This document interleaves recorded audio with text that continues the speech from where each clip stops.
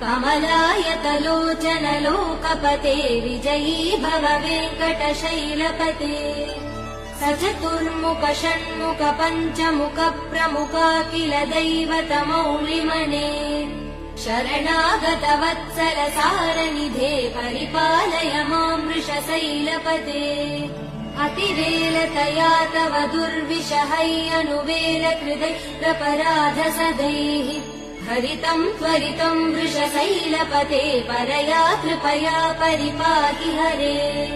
अधिवेङ्कटशैलमुदारमते जनताभिमतादिकदानरतात्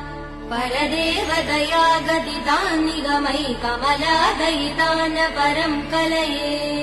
कलवेणुरवा वसगोपवधू शतकोटिवृतात् स्मरकोटिसमात्